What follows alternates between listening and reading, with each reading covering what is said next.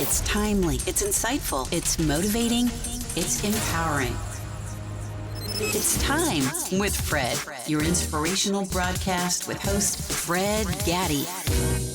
Thanks for tuning into another edition of the Time with Fred podcast. This is a podcast that challenges paradigms and mindsets that holds us back. My guest today is Jeremy Slate, and he comes in with a lot of powerful experiences and stories. And if you're watching this or listening to this, you're in for a treat. Jeremy has experienced and conquered some of life's toughest challenges, both personally and professionally. He went through a routine surgery that led him to receive the last rites from a priest. And then a few years later, his mom had a massive stroke, which left her with a permanent disabilities. Professionally, he's tried it all. He's taught, he's done network marketing, personal training, selling insurance, but he's been able to turn all of those challenges around, and is here as a fellow podcaster to share some inspiration with us. And he joins us via Zoom from New Jersey. Jeremy, thank you so much for coming on the podcast today. Yeah, Fred, I appreciate you having me here, man. I'm stoked to be hanging out with you, on your side over in Richmond. So thanks for having me today, man. The pleasure is all mine. So, Jeremy, as your bio says, how do you go from receiving those final rites to your mom going through those challenges and that not stopping you? And for a lot of folks, Jeremy, who go through life and dealing with one challenge after the other, it's only but so much that folks can take before that stops them dead in their tracks, right? How were you able to overcome that, right, into making you or ending you where you are today? Just take us back a little bit. Well, it's interesting. So I had what was supposed to be like a super minor knee surgery back in gosh, I'm trying to think now, like 2006. It's a long time ago.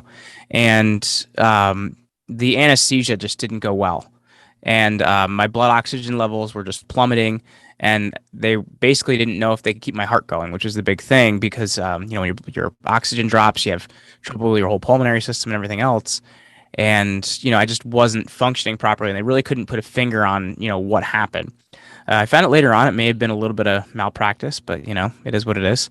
Didn't really do anything about that because my viewpoint at the time was, were it me, I've made mistakes in life. I would hope those things wouldn't come back to hit me too hard. And, I want to kind of put out there things I hope to receive. So that was kind of the way I handled it.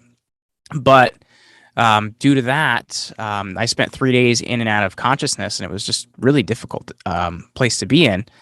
And I got last rites from a priest. And the weird thing about it is a lot of the people that I thought were like super close friends, like none of them came to visit me. That was the weirdest thing that stood out to me. So the thing I feel like I picked up from that was, really, having different expectations for relationships than I previously had. But in terms of like how it put me through life after that, it didn't really change me at that point in time. It didn't really make this huge impact on my life. And I don't know if it was because I was 19, I was young and I was dumb and whatever it may be, but it didn't really change my life. When I was 24, I was still working at the gym while I was part-time, teaching during the week.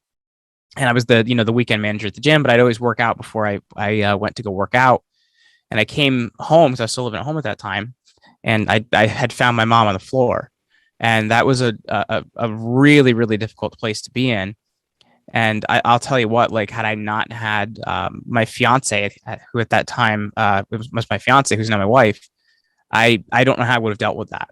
It really is kind of having that person there that can hold you, support you, do whatever you need to do. She drove my dad out of the hospital at that point in time because we couldn't do it. And I think that really made me look at life and look at what I wanted from life. And I don't know if it's a selfishness thing or what, but when it happens to you, it doesn't, at least for me, it didn't make an impact. But when it happened to somebody else, it made me realize, the finiteness of life and kind of, like we aren't here forever. And like, are you really happy doing what you're doing now? Like, do you want to be doing this for another 40 years?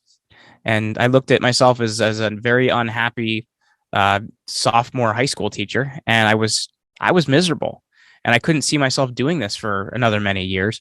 So I quit when I was presented a network marketing opportunity. I didn't know what that was, first of all, so I thought I was going to be like a multi-millionaire in several weeks. Did not happen like that. And I just went from kind of opportunity to opportunity to opportunity until I did something I loved, which is podcasting, and it really took off. Yeah. But for me, like, had those two things not happened, I probably would be on a very different path for my life today. Yeah. And going back a little bit, not having you rehash this over and over again, I'm sure you've had to do this, but what does one do when they're giving the last rites by praise you told, okay, your days are numbered, so to speak? How does one process that information? Well, when you're not conscious, you don't. I was just told after the fact that it happened. I wasn't, kind of there with it or whatever to know that occurred. I just know my parents were there. There was a nun that was a really good. I did a lot of like community service stuff. Like when I was younger, I did like almost 1,000 hours of community service because I just liked helping. So there was a nun that I had done a lot of work for. She had this nonprofit called Partnership for Social Services, and I had done just volunteering work for her for a lot of years. So she was the person that kind of had showed up to support my parents. So apparently she was there and my parents were there, and the priest was there. They tried to get our parish priest there, but he was too far away, and they were kind of concerned of like what was going to happen. So they grabbed like the hospital priest, and apparently I got last rites, but I was not awake for it. So I can't really tell you.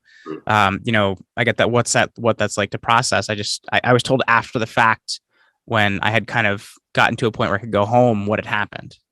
Yeah, that's fair. But now that you think about this, though, do you think that how did that change your perspective on life, knowing that we're here on this earth? It's like a journey, right? I mean, every day that passed, I was at funeral over the weekend, and every time I go for a funeral, I just come home with a different perspective and asking about life, right? I mean, I get really philosophical, but knowing that this is it, right? This is the moment we have to make an impression. And you've interviewed countless of guests, and I'm sure you've heard this, different testimonies and things like that. Yeah. How does that affect one's perspective, knowing that you only have one shot, so to speak, right, in life to make it or to make an impact? It's interesting because so my college major, I was a double major in religion and Catholic theology. So like I feel like I had always kind of been buried in this stuff, and I think you have like a cursory belief or understanding of these things, but when you have kind of a shake-up life event, you kind of find this thing called faith, and you're like, wow, how did I get there? And why wasn't I had access to all these things that a lot of people may not have access to, and I think I was kind of taking it for granted.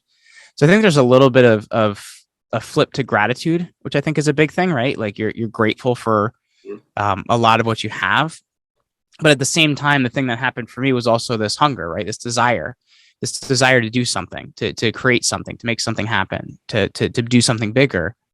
And frankly, I didn't know how to channel that, right? Because I had always kind of picked the career because, I thought this is going to make my parents happy, or this is the thing that's going to fit in, or the right thing to do. Like I had this weird kind of interlude in my sophomore year of college, where I changed my major from Catholic theology to criminal justice for a semester because I wanted to be a cop and please my dad. And I realized, wow, I am not that kind of person. So I ended up going back to kind of the whole religious studies route. But I never really explored what I wanted to do, or what I liked, or the things that made me happy. So I was kind of willing to just kind of go out, explore and experience things. Did I have student loan debt? Sure. Did I have no income? Sure. But you kind of do what you can do to figure things out along the way. And for me, it was kind of exploring, what do I want to do and what's the impact I'm going to make look like. Yeah, I love that. And you mentioned gratitude, Jeremy, which, I've heard a lot of people say, even, I've had psychologists on this podcast who've mentioned the importance of gratitude. And it really doesn't take a psychologist to remind us that gratitude is one of those things. But it's easy, Jeremy, when life's going well for you, when everything, everything's checking the box, everything falls into place. It's just your gratitude, right? You're happy because but when things aren't going the way we want them to, right? It's often, yes. It takes a lot more intentionality, right? To be well, and it's interesting too, because it's kind of it's not a parable from anywhere, but like you could say it as a parable of two guys, right? Like you have two people that walk into a city, right? You have one guy that walks in as a grateful person, and one guy that kind of walks in, like people. I'll tell you what, that guy that walks in, people, he's going to get a flat tire. He's going to, bump into something with his car. He's going to meet somebody he doesn't like. That other guy, he's going to find a quarter on the sidewalk. He's going to make a new friend. He's going to get a business opportunity. Right. You're attracted. Yeah. You attract these things when you're more grateful, man. Like it's not, it's not really science and it's not crazy. It's just like you can kind of observe these things in life. If you want to find misery, you're going to be really good at finding it. It's the law of attraction. Yeah. Yeah. Absolutely. You mentioned, going to school and, your dad wanted you to be, a cop or whatever. Yeah. And we're all guilty. I don't have the makeup for that, man. Like I'm not good with blood. I am not a very aggressive person. I just don't have the makeup for that. What does it take? I'd imagine it takes some level of grit, right? To stand up to whoever, no matter how well intentioned that is, right? To say that's not quite, where my life is destined, right? This is it. And there are a lot of folks, I would dare say, who are living other people's lives, living other people's dreams. Yes. How do one break away from that and find course correct to find that path that's destined for them? Because I don't want to do that because I don't want to upset my friends. I don't want to upset my parents, even though sometimes your parents have a lot of influence, right? But the point I'm trying to make is, what does it take to be able to say, look, I understand, this is what you want from me, but this is where I believe I'm called to be, right? What does it take to be able to identify, to recognize that calling on your life and say, this is it, right? And I'm going to pursue that. If only it were that easy, man. I think that part of it is some study, right? Like, I've been somebody that I've always read different philosophers and things like that. So I've always consumed a lot of different things. Part of it is you get to a point where you're kind of like, what's the worst that can happen? You know what I mean? I'm already miserable. But I think you also because here's the thing as well. Like when I started my network marketing business, I wanted everybody and their brother to join me. And because, that's how you make money in that type of business. And my cousin, who was my best friend at the time, I just wanted him to look at it. And he wasn't willing to do so. And we had a little bit of a spat over it. And I held a grudge because of that. And I didn't talk to him for 7 years after that. And I actually ran into him one day a couple of years ago and said, you know what, man, I was wrong and I'm sorry. And I think sometimes we have to take a look at those things and realize just because people may not want that thing for us or want that dream for us doesn't make they're wrong, right? Like maybe they had that dream and they lost that dream, right? Like people that get a dream taken from them, they don't want the same thing to happen to you. It's a protection thing. Maybe they're afraid of growing because if you grow, they grow. Or, there could just be some other thing at play. But like, I think when you have to understand, okay, I see where you're coming from. I get it. I don't agree with it. I'm going to do this. I'm sorry if you don't like it. Let's still be cool. It's really hard to do that. Do you know what I mean? It's really hard to do that. But I've found through life experience, it's the best way to do it. Yeah. Yeah. And I want to talk about grit here. If there's anyone who understands grit, I think when you started your first podcast, Rock Your Life, it failed. It was bad. You didn't stop there. You didn't stop there, but you went on and created another one, which saw 10,000 listens in the first 30 days. And this led you to speaking to most of your heroes on stage and globally now, gotten millions of downloads. Now you were named a top influencer by Forbes and top millennial influencer by BuzzFeed. How does one go, or what does it take, Jeremy, for a person to go from failure, right? To, hey, I'm not going to stay down here. I'm going to try again. I'm going to keep trying until I get that, right? Why didn't you stop there when your first one didn't yield the epic results that your next one? What was it that kept you going, or that wanted you to try again? I don't think your listeners are going to like this part, Fred. It's kind of point, right.